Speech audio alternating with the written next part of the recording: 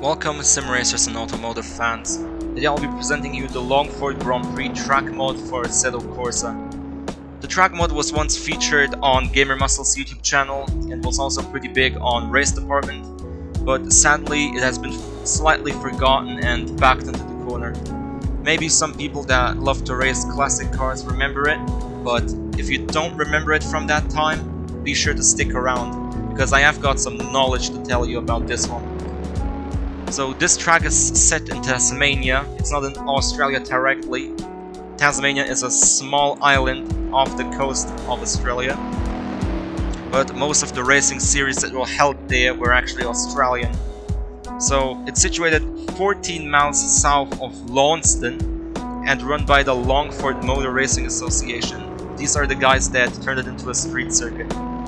It was 4.4 miles long, that's 7 dot something meters in the metric. And the first races there were Grand Prix races, in fact. It was 1953 when they first held the Australian Grand Prix here, and that was held 1959 and 1965 as well. Then there was the Tasman series from 64 to 68, and there was the ATCC, the Australian Touring Car Championship, which was held here only once in 1962.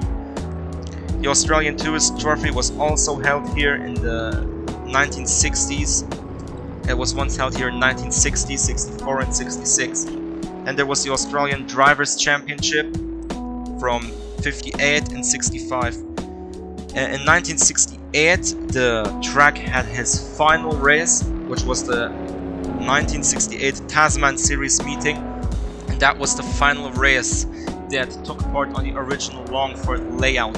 There were no longer any races that have been raced on this exact layout as they have been before. The Tasman Series meetup was the last race at 1968 that featured this track layout.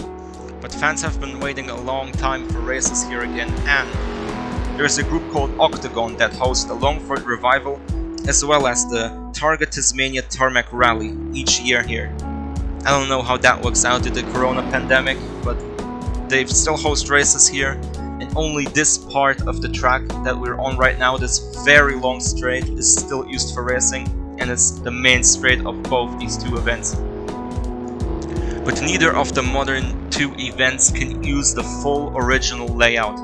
The problem is that there were two bridges on the track that ran over a river, but sometime they destroyed these bridges and built a highway network around the country roads to make commuting faster. So these two bridges were destroyed and the highway was built, and now there's a new layout for the Longford Revival as well as the Target Tasmania Tarmac Rally.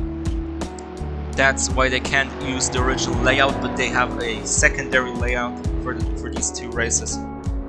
Apparently there are some people all over the world that have raced here and still raced. There is Peter Brooks in a Corvette Stingray that races at Goodwood as well. He also likes to come to the revival here.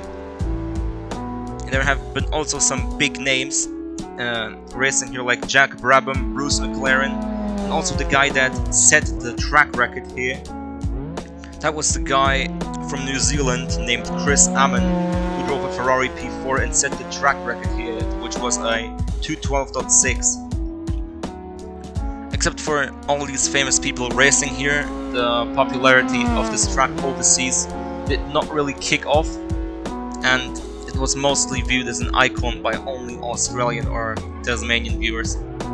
The corner we're going through here is actually a corner where the hotel is in an inside. You see that building on the inside? Yes, that is in fact a hotel. In fact, it's a country club hotel.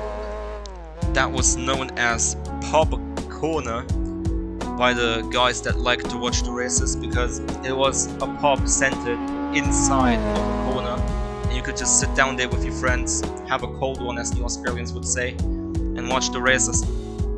It was actually built as the Prince of Wales Hotel in 1850, and it actually still exists today.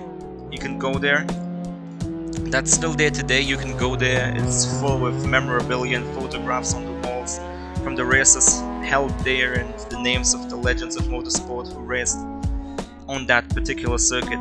You can also enjoy a meal at the Checkered Flag Bistro. It's on the Wellington Street in Longford.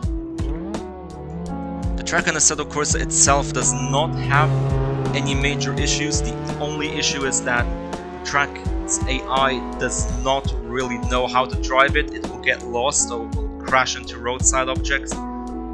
So if you race here with the AI, beware. Sometimes they make it through, sometimes they crash. But if you don't choose a large number of AIs, they will make it through most of the time. But be aware of racing this track on AIs. Except that there is nothing really bad to say about this track. It's awesome, it has a very nice setting, really nice era. Even if you race it at like evening time, like you can see here, it looks amazing. There's actually a railroad crossing on the track that was also there in real life. The track goes under a railway viaduct, which is still there. There is actually apparently still posters and stuff from the racing days there, and the train line still exists, but the track and the road was sadly bonked. Now in a second we're gonna take a drive around the track from a POV of the driver, and we're gonna show you how it looks like in the Assetto Corsa to race a car around it. So we're gonna check that out in a minute. I really like this track, it's really fun. It's awesome to race classic cars here, and I can't wait to show it to you from a POV perspective. So now we're in our XA Falcon, a true Aussie car, and we're gonna take a lap around here. So hope you're ready, we're going over the start-finish line. We're gonna take a nice and slow lap around here so we can show you guys everything that's to be seen. But this track does need a bit of skill to drive. It does have runoff. It's actually pretty amazing because there's just gates open that lead into a field in some 90-degree corners, so if you overshoot the corner you can just go into the field, which is really fun sometimes, but I guess in a race you don't want to overshoot. So now we're gonna go under the viaduct. That is still here, but the road ends at the bridge. So now we're going over the famous bridge that was destroyed, and we're going into the town, which has the hotel in it. We're now so known the Checkered Flag Cafe. So we're braking here. As said, there's lots of 90-degree corners. We'll go nice and easy around the hotel there on the right, which is now the Checkered Flag Cafe with the memorabilia and the photos. So now we're going to go over the railway crossing. Boom, car lifts. That's really satisfying to go over that railway crossing. And this is the second longest straight. You can floor it here. And you hear that nice Aussie V8 scream, like they all do.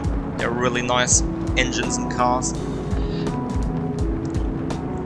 Now we're gonna brake slowly because I'm gonna show you where that field opening is and where you can overshoot. We don't want to overshoot, I'm just gonna show you where it is.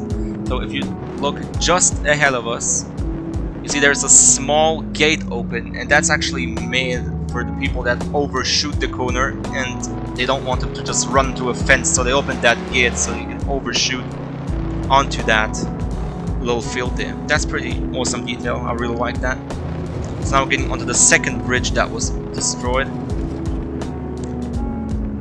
It's really amazing that we can just time travel through simulators and see the world from such a perspective, from games in general.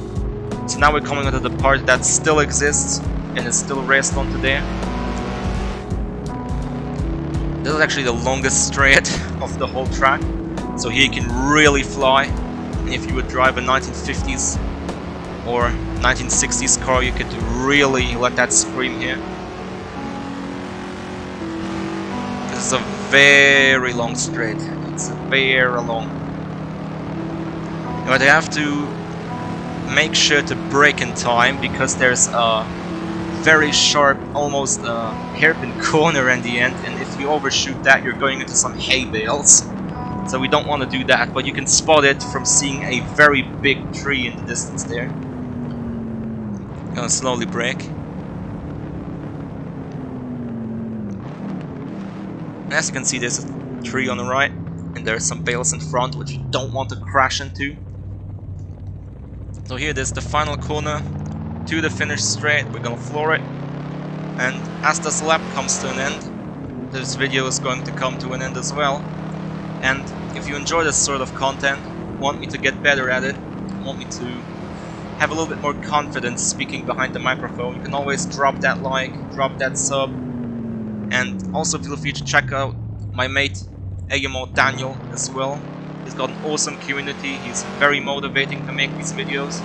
So if you're kind enough to follow me and follow him, you're definitely gonna see me again, and have a great one till then. Bye.